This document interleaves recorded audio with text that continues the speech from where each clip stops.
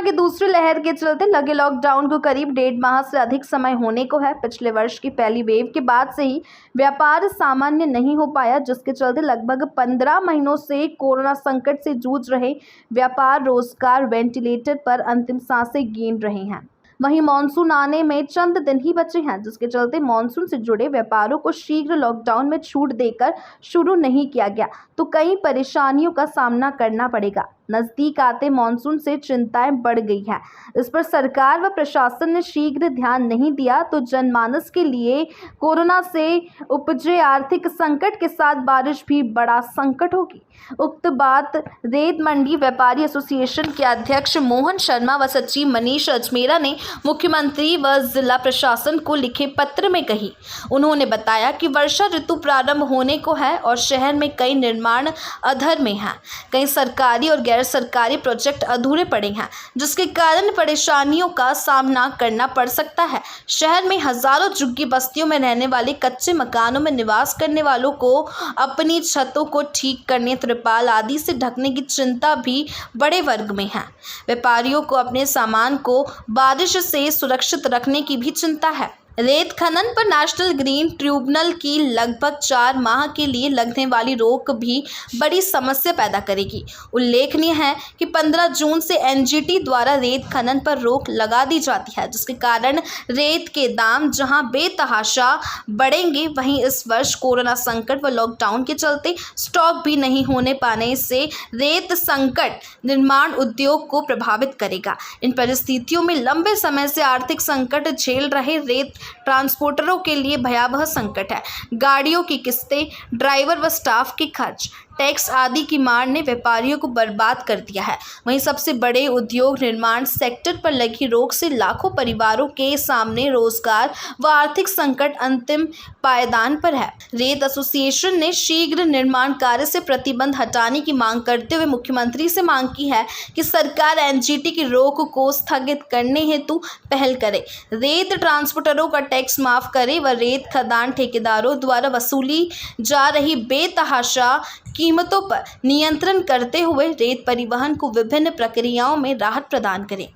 सिंह चौहान को एक पत्र लिखा है, इसमें आपने आपकी विडंबना बताइए, समस्या बताइए, क्या है पूरा मामला? देखिए, पिछले लगभग अभी करीब ये वाले लॉकडाउन को लेकर 1.5 महीना होने को आ गया है और अगर हम यूँ देखें कोरोना संकट को देखते हुए तो पिछले करीब 1 वर्ष से ज़्यादा समय हो गया है, मतलब करीब 15 महीने हो गए हैं, व्यापार की स्थिति कभी सामान्य नहीं हो पाई है। कोरोना की पहली वेव से लेकर अभी ये जो दूसरी लहर है, इसमें लॉकडाउन के चलते निर्माण कार्यों पर प्रशासन ने पूरी तरीके से प्रतिबंध लगा रखा है, जिसके चलते लाखों लोग जहां बेरोजगार हुए हैं, वहीं निर्माण उद्योग उससे बुरी तरीके से प्रभावित हुआ।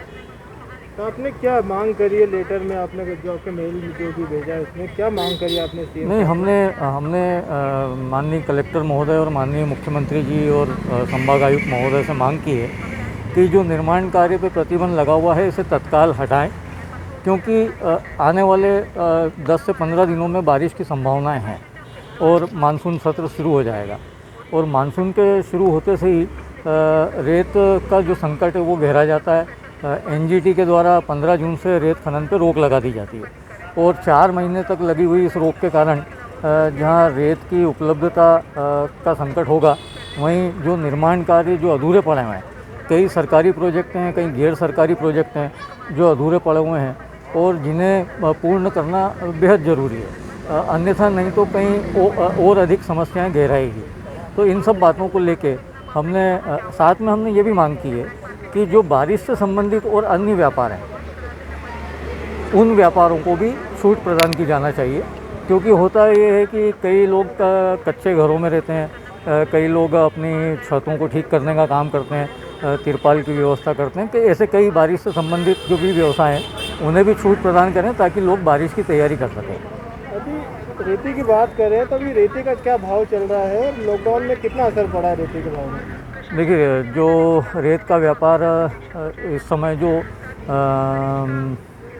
महत्वपूर्ण होता है वो पूरी तरीके से ख़त्म हो चुका है और लगभग 20 से 30% गाड़ियाँ चल रही है, 70% गाड़ियाँ खड़ी है। अब खड़ी गाड़ियों का टैक्स, ड्राइवर क्लीनर की तनख्वाह और इन सब खर्चों को अगर हम देखें तो रेत ट्रांसपोर्टर बर्बाद हो चुका है। और जो रेत में चलने वाली जो गाड़ियां हैं उन गाड़ियों को की उपलब्धता और उनकी व्यवस्था के लिए हमने प्रशासन से मांग की, माननीय मुख्यमंत्री जी से मांग की है कि रेत ट्रांसपोर्टरों को राहत दी जाना चाहिए, टैक्स में छूट दी जाना चाहिए और साथ ही साथ जो रेत की उपलब्धता को लेकर रेत खदान ठेकेदारों के द्वारा जो अत्यधिक रॉयल्टी ली जा रही है उस रॉयल्टी को भी कम करके और रेत के दामों पर नियंत्रण किया जाना चाहिए। यदि निर्माण कार्य शुरू नहीं होता है तो कितने का बिजनेस लगभग प्रभावित होगा? देखिए, यूँ रेत का अगर व्यवसाय देखें तो करोड़ों का बिजनेस है और मतलब सरकार को सबसे अधिक राजस्व रेत व्यापारियों से प्राप्त होता है और ये राजस्व पे निश्चित रूप से इसका प्रभाव पड़ा है, गहरा प्रभाव पड़ा है। और यदि समय रहते प्रशासन और सरकार नहीं चाहती तो निश्चित रूप से जहाँ लाखों लोगों के सामने रोजगार का संकट है वहीं सरकार के लिए भी राजस्व का संकट है। तो बारिश की तैयारियों को देखते हुए इसे तुरंत शीघ्र शुरू किया जाना चाहिए। आपका परिचय? मनीष अजमेरा, सचिव रेत मंडी एसोसिएशन।